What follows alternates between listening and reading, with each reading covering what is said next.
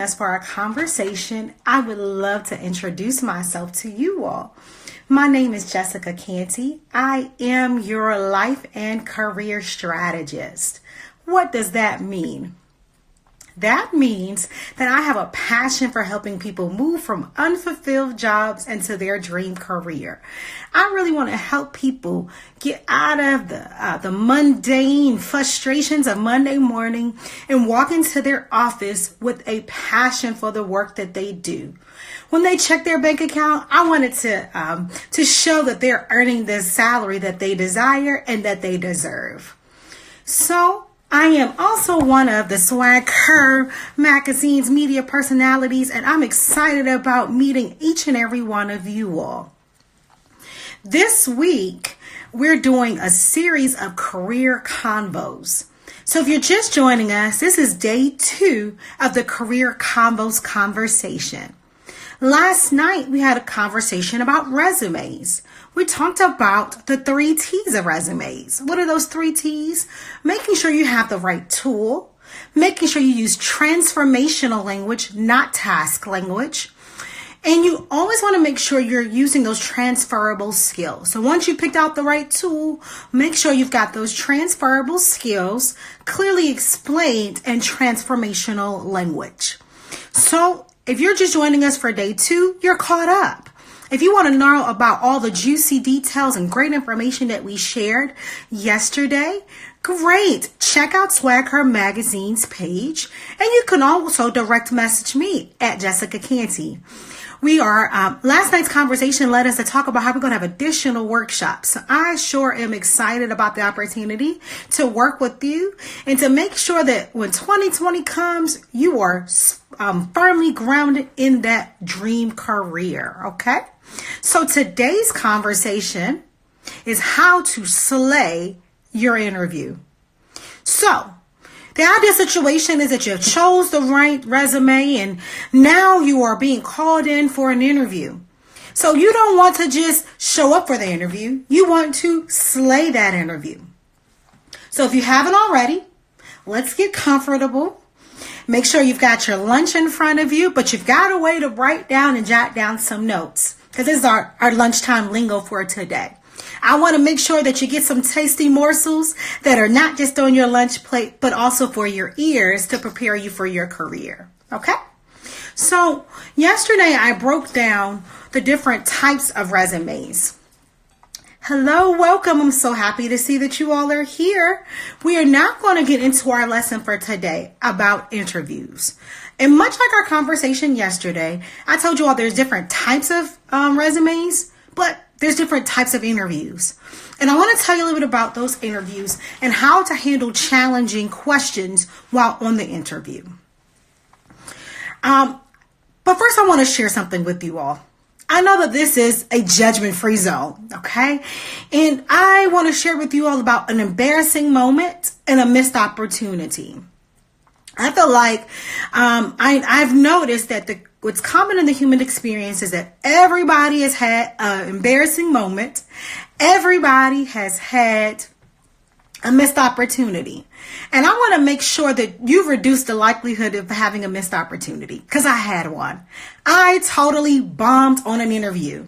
I was fumbling and bumbling. I had a attire that didn't fit quite right, so I was self-conscious. I didn't know all the things they would ask me, and I just was nervous about it. So I want to make sure that you can avoid that embarrassing moment and a missed opportunity for your dream career. The first I want to share with you is that interviews have now become a lot more behaviorally based, not just based on word of mouth. Interviews now are saying, show me rather than tell me. That means that, yeah, you can make a fancy resume and some people can be dishonest on their resume. Of course, nobody on this live or nobody in this community, but we want to see it at work. So because of that, interviews have changed. The first interview I'm going to tell you all about, welcome people. I'm so excited to see you all here. The first type of interview I want to tell you about is the written interview. Now that might sound kind of strange because you've already written your resume. You've already written your cover letter. You've already written to say accept the interview time frame, but there's a written portion to interviews. A part of my current job is that I assess writing samples. So for a lot of careers now, they want to see it in the moment. Can you respond to written samples? And they probably will not send you the subject beforehand. And what I've seen after assessing numerous candidates for positions is that people are not writing for the interview. They're writing conversationally. And that doesn't work for every job. Welcome, welcome, welcome. So people will write as if they speak. They'll use the language as if they speak. They won't make sure they have the proper indentations. They won't make sure that there's the proper punctuation. They're not checking for spelling. And that really does matter. As a matter of fact, one of the things I rate candidates on is whether or not they even can make a coherent sentence. And you'll be surprised how many adults with master's degrees are not being able to do that. So what I would suggest to do when you're preparing for your interview is to practice writing. If you've had an opportunity in the past to write, pull out some of those writings. If you are uncomfortable with writing under pressure, go ahead and time yourself. Give yourself about 30 minutes and write about a subject pertaining to the company you're interviewing for. That way you're already comfortable writing. You're already comfortable using their language when you go in for that written interview, because that's just as weighty as a part of your interview, and they are definitely rating it. Thank you for those hearts. Thank you, thank you, thank you. So the other type of interview is a panel interview. Now, this can be kind of nerve-wracking because depending upon the position that you're in, you'll have a series of subject matter experts, perhaps the management or supervisory team that will be your leadership participating in this interview. And typically, they will have their own worksheet. And on that worksheet, they'll have several questions. And they usually will do sort of a round robin where one person a piece will ask you a question. And so you have to be careful about how you answer them. You want to slowly answer them. You want to be very clear and deliberate with your answers, because in panel interviews, they are typically writing down notes. And you're going to drop some pearls of wisdom. You're going to wow them with your answers. So you want to make sure that they capture everything that you're saying, because they may not be the person who makes the final decision about you getting the job, but the notes that they write are going to get your foot in the door, at least for the next interview. So even when you're doing that, I'm going to give you a pageant tip that when I train my pageant girls, what I tell them is you have to look at every judge. Every judge is if they're the only person in the room. You want to look at their face. You want to panel your smile. So I'm going to treat you like my pageant girls. I'm going to coach you like my pageant girls. And I'm going to say that even though one person on that panel is asking the question, you turn to them to begin your answer, but pan the room with your smile. Pan the room with your answer. Make sure you're making a connection with each of the panelists that are asking you the questions, because you never know which one is going to be your supervisor, and you never know who has the ear of HR to possibly give you a position higher than what you expected. So the next interview is a group interview. Now this one is a little bit tricky because you're being interviewed with other possible candidates. And you've got to play this one just right. I'm going to tell you, this is the one you got to prepare for. Truly prepare for. All of them you have to. But this one, you've got to show the right balance of teamwork, but still shine above the crowd. So this is a setting where you may be given a number, and you're going to be put in a group setting. And in that group, they want to see you overcome a challenge they present. Or they may give you a project to present. And based upon the project that you present, they'll decide for individuals to be a part of their team.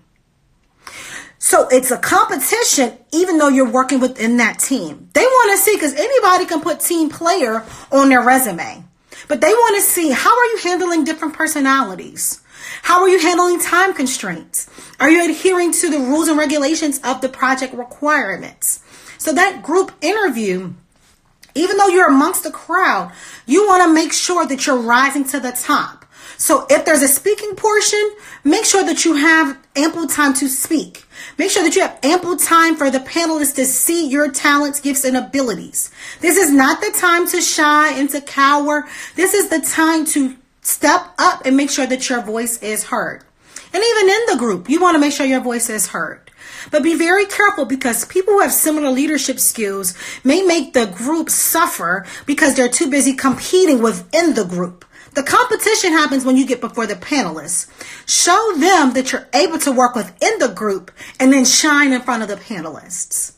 So that panel interview is a lot for a lot of different jobs, especially like in the collegiate realm.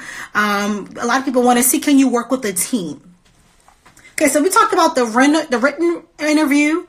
We talked about the panel interview. We talked about the group interview. Now we're going to talk about the online interview. This is very important because this is an online interview is both overt and covert. Let me break that down for you. There are some interviews that are similar to our conversation we're having today. They're over the internet. They want to see your face. They want to be able to see how you respond to questions and your body language. They want to be able to see your personality. Are you going to fit in the culture of their agency, of their company? They want to see that personality. However, the flip side to this that a lot of jobs won't tell you, especially for those who have a dream career, who want to work in the federal government or in positions that require background checks, they are doing covert online interviews of you. So what do I mean by that? They are looking at all of your social media. So if you are applying for a job in a federal position, if you want that position to happen quickly, those background checks and the security checks they have to do, you need to do one of two things. Either get rid of your social media completely, because that's going to expedite the process, or go through and mine through your social media and say, what would a potential employer see when they're looking at these pictures? You really want to make sure that they see that. You're absolutely correct, Serenity Time. This is great for entrepreneurs and those who want to work for others, no matter where you fall in this. Even as an entrepreneur, I'm really intentional about the pictures I post. I'm really intentional about what I post on YouTube. Swag Her Magazine is really intentional about the material they put out, because even as an entrepreneur, they are really want to stay on brand. They really want to stay relevant so that you can choose their product. So a lot of people want to become entrepreneurs because they want to be their own boss. Guess what? You're not your own boss when you're an entrepreneur. Your client is your boss. So whether you work for a company, you have an established boss, or you're an entrepreneur, everyone has a boss. Everyone has an authority, and everyone is going to be looking online. If you were to go on a website to purchase a product, if it looked a mess, or if they didn't respond to you in a timely manner, you probably wouldn't want to spend your money there. People are really, really wise about how they spend their resources. So regardless if you're an entrepreneur or someone who's going to work for an employee or an employer, you want to make sure that you have the right interview skills. It's actually more challenging for an entrepreneur when it comes to interviews, because clients are interviewing you whether or not you know it. And that's a covert interview. They're interviewing you by looking at your website. They're looking at how quickly do you respond to them? What material have you put out there? What have people said with you about you in print? So that's just a different type of interview that an entrepreneur would have. Now, going a little bit back to what I was talking about, those federal government positions, they are looking at your pictures. One of the projects I do when I teach a class about interviewing and resume is I do an activity called Do Not Post That. I make participants go online and look at different social media platforms and look at it as if you're a supervisor getting ready to hire somebody. I make them put on Post-its things that they see that will lead them not to hire somebody. And then I make them go back and look and see, does their profile have any of those things? So I know that we're adults and we can party on the weekend if we want to. And I know we've got our own, especially in this political season, that people are supporting this candidate over that candidate. And I have a voice. I live in a free country. Very, very true. But you never know who's looking at your profile. And you never want to alienate a future employer or alienate a future client. So regardless of your political affiliation, regardless of your religious background, just stop and think. Do you want a future employer to see that? Is that okay with you? Do you think that that represents the companies and the type of work that you want to do? You want to be very, very mindful of that. So that is your online interview, or overt and covert. I shared with you all on one of my videos. You guys can go back and check it on my Instagram page at Jessica Canty, or look on a YouTube video. I shared to make sure that you treat every online interaction as if it's a face-to-face interaction. Because people get really sloppy and really messy on conference calls and on video calls. They are talking to their kid in the background. You can hear them frying chicken for dinner. You can hear them typing, sending an email, or watching Netflix. And that really does not show up well. So if you're asked to do an online interview, especially if you're interviewing for a position that's not in your area, like I live in the DC, Maryland, and Virginia area. Welcome. So I live in the DC, Maryland, and Virginia area. And let's say I wanted to interview for a position in California. They may opt for me to do an online interview because I'm deciding whether or not I'm going to commute, or I'm going to change locations. Am I willing to change locations? So I'm going to get dressed as if it's an interview. I'm going to make sure I'm attired, and my attire represents that I'm in an interview. Now I'm not going to do just the top half interview and the bottom half my pajama pants. Why? Because your attire affects your attitude. When we want to be comfortable, our attire reflects that. We may wear sweatpants. We may wear our socks and our cozy little socks on the couch. And that sends the message to our brain that our attitude is in relaxation mode. But when you put on that attire for an interview, it sends the message to your brain is, I've got an attitude for success. I've got an attitude to slay this interview. I've got an attitude to show off, brag, and make sure I show out on this interview. So you want to make sure you treat that online interview like that. And in the video I mentioned, I talked about how the 30, the 15, and the 10 rule. The 30, the 15, and 10-minute rule. The 30-minute rule is at 30 minutes before the interview, you want to make sure that you check your internet connection, that you set up the space you're going to be using it. Welcome, everyone. That you set up that space. You have your resume in front of you, because when they note something, you want to be able to have your resume right in front of you. If you're an artist, you want to have your portfolio right in front of you. So you can either share your screen or hold it up so that they can see what they're asking questions about. So for me, it could be at my dining room table. They don't have to know there's your dining room table.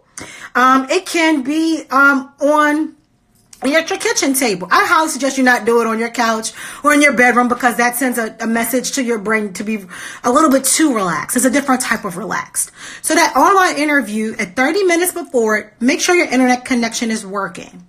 Check again at the 15-minute mark, because you never know what happens. We know even this 2019, jumping on a call sometimes doesn't work as well as we want it to.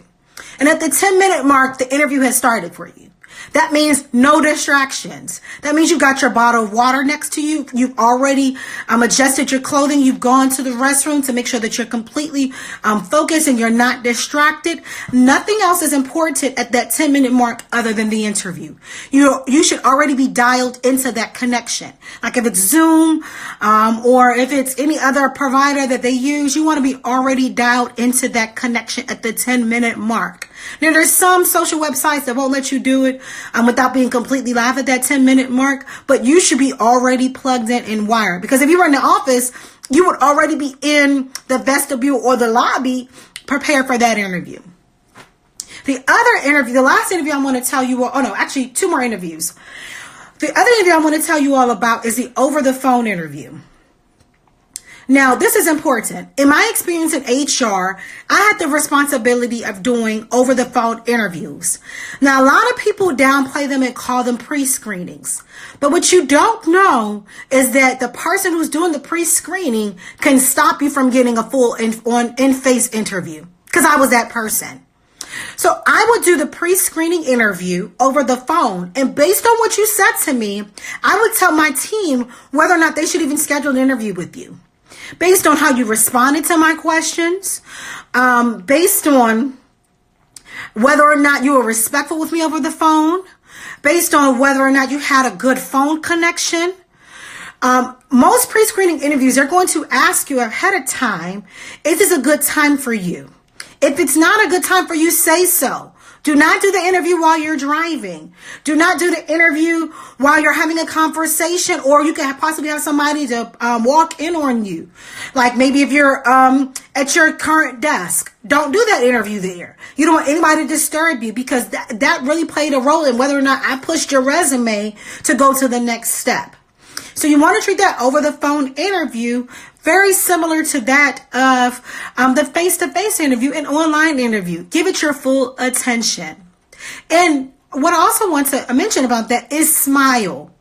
Yeah, smile. I know some of you are thinking, smile, Jessica? Yes, because you can hear a smile in a person's voice. I know you all can see my face now, but even if I wasn't, you weren't able to see my face, you can hear the genuineness in a person's voice. You can tell somebody's being sincere. You can tell whether or not someone's excited about it. You probably have had a bad customer service experience, but you could tell the person was looking like this on the phone with you. Yes. Yes. Looking like they had an attitude because you're making them do their job. And you really can miss out on an opportunity. So just like I coach my pageant queen, just like I coach my candidates who are switching from one position to another, I say smile on that interview, because that's step one to your getting that position you want. Now, the last interview I want to tell you all about is the presentation interview. This is an interview where they say, show me rather than tell me. Oh, thank you. I appreciate that. This is what they say, show me rather than tell me. And they usually only give you like 48 hours to prepare. The current position I'm in, they gave me a subject I had to create a whole class about within 48 hours of the interview. They wanted to see my curriculum design skills. They wanted to see my ability to teach multiple and varied learners. They wanted to see, can you think on the spot?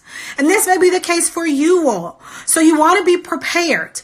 If you know that you're going to a position like a teaching position, if you know you're going to a position where they want or if you want to go work in a museum, they may want you to show how you would curate a specific artist, or how would you highlight this artist's skills? Or if you're an event planner, they may want to see a presentation of past events, or walk me through a day, how my wedding is going to be, how my Sweet 16 party is going to be.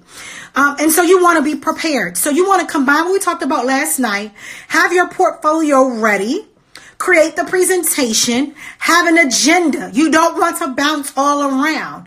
You want to seem genuine and being able to go off the cuff. But sometimes people go off on tangents and they don't get to the important information. So have an agenda created for yourself, or a stepped outline of what you want to cover, so that you feel more comfortable and you hit on all the important steps. You don't want to read verbatim whatever it's on your PowerPoint presentation or whatever it's on your outline. You want to flow freely, but you want to have that in front of you so that you hit on all the important points. Okay, so the types of interviews. There's the written one. Be mindful of punctuation and all that stuff you learned in English class back in 5th grade. The panel. Make sure you pan your smile, pan your answers. Your group. Work together as a team. The competition is when you stand before the panel. Shine then. You got your online. Remember your 30, your 15 and 10-minute rule. You got your over the phone. Treat it just like face-to-face. And your presentation. Prepare. Have somebody help you. Do your presentation in front of somebody beforehand. So the first time you're giving it is not in front of that panel. And I want to give you just a couple of tips surrounding the day of the interview.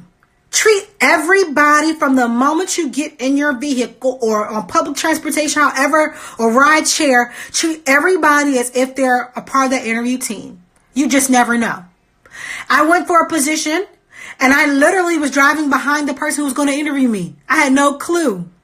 They cut me off and got into the parking spot that I wanted to get into. But I smiled. I didn't know the reason why they were cutting me off, because they were running late for my interview.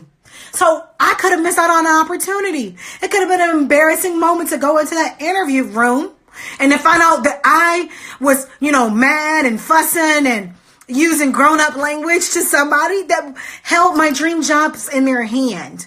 So the moment you get on the road to do this job, you want to make sure you're smiling. You're keeping in mind that anybody could be an interviewer. I shared with y'all about my HR experience. I would have been the first person you saw when you walked into my office. And I could have been easily misrepresented as a secretary. And this is not a knock on secretaries because I had that position. But people treated me like a secretary. I was just a person that told them where coffee and water was, but I was pre-screening them. I was interviewing them. So when I walked away and I sat them in the lobby, I was walking to go tell the people who were going to be interviewing them, listen, they have a nasty attitude. Listen, they're not prepared. Look at this resume. It's crumpled. They say they just got here, but they've already been welcomed. Their interview was 15 minutes ago. They're already late. So treat everybody. Don't think that just because they're sitting in a position that is, even a janitor, you don't know. That could be the CEO of the company trying to see how you'll treat other employees. So be mindful of that. And I want to make sure I get to this because this is what sometimes happens, and a lot of my clients get tripped up and miss out on opportunities, is challenging questions. What do I do with a question that I get stumped on? How do I answer a question so that I don't sound like I'm bumbling and stumbling, but that I am proficient in what I'm talking about? How do I make sure that my nerves don't get the best of me? This is what I want you to remember. This is not something that I created, but I've used and I always tell my clients to use. And that's the STAR method. The STAR method is tell the situation. That's that S. Tell the T. Tell them what the topic was or what the task was. Tell them what you were able to achieve and what was the ending result. So this goes back to the conversation that we talked about yesterday. What was that transformation that you created? So let's just say, because they love to throw you these types of questions. They'll ask you a question like, why are you leaving your last job?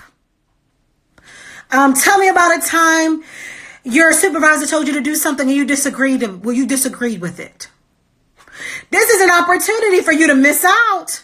But I want you to be successful. So let me tell you a little bit about that. What I want, and actually that I'm talking about, maybe that's something else we could do. You guys let me know if you want to do this. Maybe we can do a mock interview and I will give you the interview questions and we can practice them so that you all can feel like you're confident. So I'm going to give you, maybe we can do a session of just hard questions. I'm seeing I think we should do that. We'll have a session where I will ask you all interview questions and see what answers you would come up with so I can tell you how to fine tune that and make sure you get your job. Okay, so let's go back to that challenging question. So your answer might be that because I didn't like my last boss. Or on the inside, you're feeling like because they didn't pay me enough, because I was overworked and underappreciated. But don't say that. In your thought bubble, it might be in there. Welcome, welcome, welcome. You came at just the right time. I'm giving you some answers on how to answer those challenging questions. So someone says the questions I hate. Oh, hi. And the questions I hate are the ones what are your strengths, weaknesses, and what would you do? Oh, that's a good question. So let me go ahead and answer that one because that's a great challenging question. So your strengths are your opportunity to brag. Brag, brag, brag. Your weaknesses should always be strengths in disguise. Did you catch that? Your weaknesses should always be strengths in disguise. So when I'm asked about what my weaknesses are, I would ask, well, sometimes I've been told that I'm overly dedicated, that I always want to give full energy to things. But I want to make sure that the product I produce for my company is that meets their standards and their values. So in that weakness, I've learned to make sure I have set timelines. I make sure I adhere to deadlines. And I'm always making sure that our company is represented in the highest fashion. So see, I talked about a weakness, but I'm telling you that it's actually a strength. I'm telling you what I've done about that weakness. Because they don't want to hear that you're going to bring some drama to their team. They want to hear that you're able to strategize to overcome that weakness.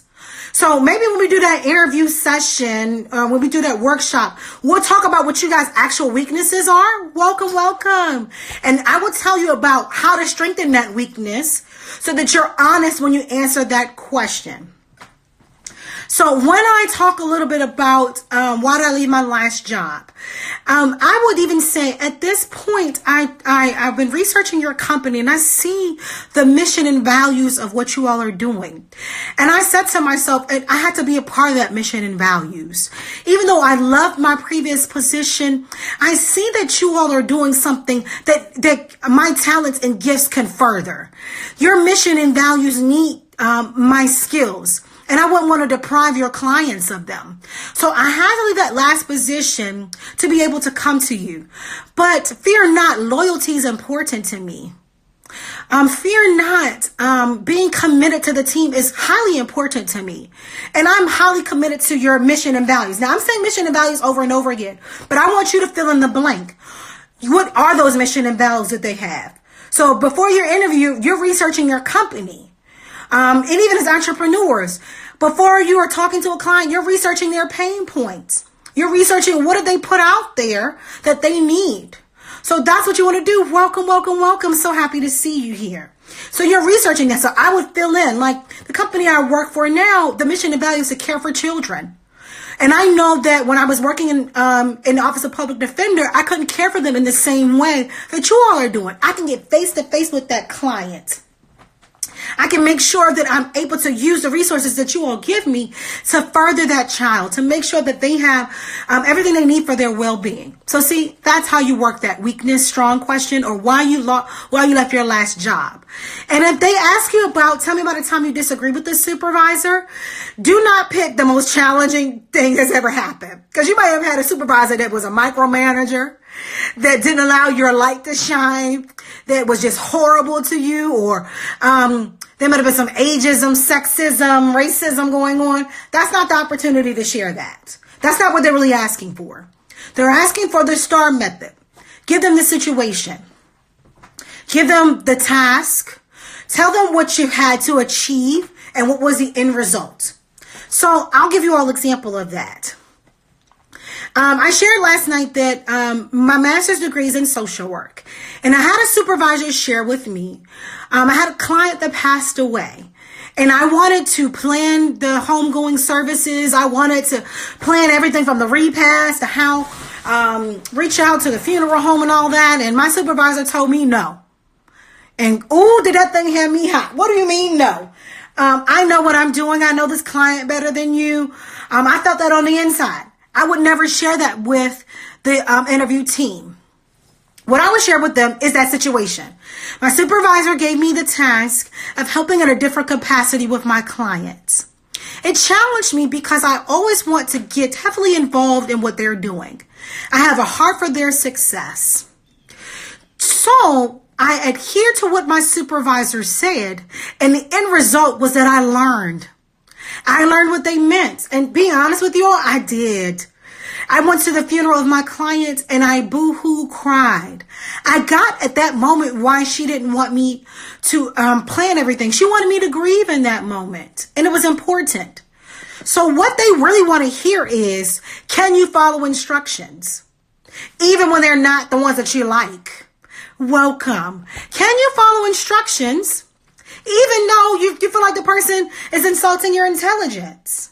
Because the truth of the matter is, if your way was better, guess what? It's going to come out. And they're going to remember how humble you were. They're going to remember how you allowed them to save face. And that's a great opportunity for you to get promoted. So that's the challenging question. You always want to remember the STAR method. Always turn your weaknesses into strengths. You want to do that sandwich method. Say your strengths. Say the weakness and say how you overcome that weakness. Okay. I think somebody sent me a question requiring a live video. Oh, I guess it went away. If you want to, you can definitely do that because we can do some question and answer, and I would love to see your face and be able to chat with you. So if anybody has any questions and answers throughout the time we're chatting, please feel free to ask those questions. Okay, so before I want to again update us on what our schedule is for the week. Last night we talked about resumes, and I think if you missed last night, the live should still be up on Swag Her Magazine, or you can go to my YouTube channel, Jessica Canty, and I posted that great information on the YouTube channel so that you can get caught up. Today was interviews. Tomorrow is going to be your dream team. They're going to be the people who are going to get you in your position. Who do you need to have in your corner to get that dream job? To get out of the position you're in right now of hating going to work, hating your coworkers, your boss is getting on your nerves and all that good stuff. We'll talk about that tomorrow. Awesome. I'm so glad that this is informational for you, good information for you. Thursday, we're going to talk about your superpower. You might even want to have your resume out with this one because you can start to put your superpower, your skills on that resume. So on Thursday, we're going to talk about that. On Friday, we're going to talk about the top 5 business skills in business etiquette. A lot of people miss out on opportunities or have, oh, awesome. Thank you, Miss Jones. Is that Doris Jones? Thank you. I appreciate that. A lot of people miss out on opportunities because they don't know how to greet people. They don't have an elevator speech. They don't understand the interpersonal dynamics between people. And they're wondering why is everybody else getting promoted? Why am I not getting called in for an interview? Because you don't have the business etiquette, and I want to give it to you. I don't want you to be stuck in a position that doesn't highlight the wonderful skills that you have. 2020 is coming, and the world is ready for your skills. Thinking how to apply. Oh, awesome. I'm transforming into total entrepreneurship. Absolutely. I'm glad you mentioned that because a lot of what I'm talking about applies to both entrepreneurs and people who want to be employees. Because even as an entrepreneur, you have interviews with your clients, like I mentioned earlier, but you also have interviews with potential funders or potential people who are going to fund your banking. So if you like go into banking go into banks, they're interviewing you as well. And in those, I would highly suggest that you have a portfolio resume, like we talked about last night. You may also want to have a CV, depending upon what your entrepreneurship is based in.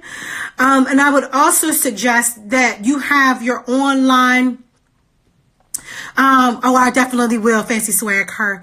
I definitely will make sure you have your online profile up to date before you go in to talk to funders or to talk to potential partners, especially like if you're hosting conferences and things like that. Oh, awesome. Make sure your CV highlights all those great skills for entrepreneurship. Okay. So I was telling you about the schedule, and Friday is going to be the top 5, but maybe we should talk about that too, how this applies to specifically to entrepreneurs. But what I'm saying right now is definitely across the board, whether you're going to be an employee or employer, everybody needs the skills I'm talking about.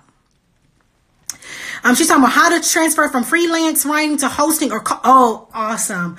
See, that's networking. What you're talking about is networking. And now that I see this, I was going to do a session on networking. I think we're going to need to. Because even with the person who was talking about entrepreneurship and going from freelance to co-hosting, a lot of that is not what you know, but who you know. And that's going to come up when we talk about eBoard tomorrow.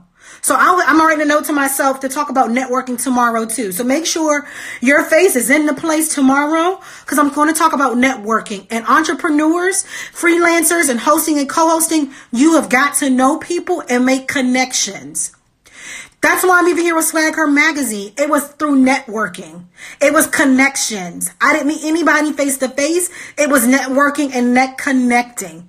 So we'll talk about this. Hi, Veronica. Nice to see you. So we're going to talk about that tomorrow when we talk about your e-board. Okay? Just so I know, first I want to make sure everybody, if this was some good information for you, I'm seeing some people are saying it, go ahead and send me some hearts. Oh, you were. Thank you for coming back. I know you were here last night. I really appreciate your support. So if you like what you heard, feel free to let Swag Her Magazine know. Feel free to let me know. Again, I'm at Jessica Canty. You can find last night's conversation on YouTube, so you can pause and take notes and all that good stuff. And you can also reach me at Jessica Canty at jessicacanty.com. That's my email. Again, that's Jessica Canty at jessicacanty.com. We're updating our website, so those are the best ways to reach out to me. But you can see several videos of mine that are in line with what we're talking about today. And you can always direct message me. If what I'm talking to you about today is really hitting you and you're like, Jessica, I need some help, that's what I'm here for. I'm here to make sure that you're going to shine, that you are making your agency or company that much better because you're so passionate about the work that you do. So feel free to reach out to me. Okay? I think that's pretty much it. So you guys are giving me all this great information about how we're going to chat and work together even more. I know that you only have a couple more minutes on your lunch break, and I always talk about in business etiquette to be on time. So I want you to get back to your desk, back to your cubicle, back to your computer and be on time. Make sure that you get yourself back together. Don't have embarrassing moments. Make sure that all of your lunch is off your face and that you're ready and refreshed to get back to your desk. And I look forward to chatting with you all tomorrow. We're going to have a check to the poor connection. Okay, there we go. Okay, so I will see you all tomorrow. Looking forward to seeing you all.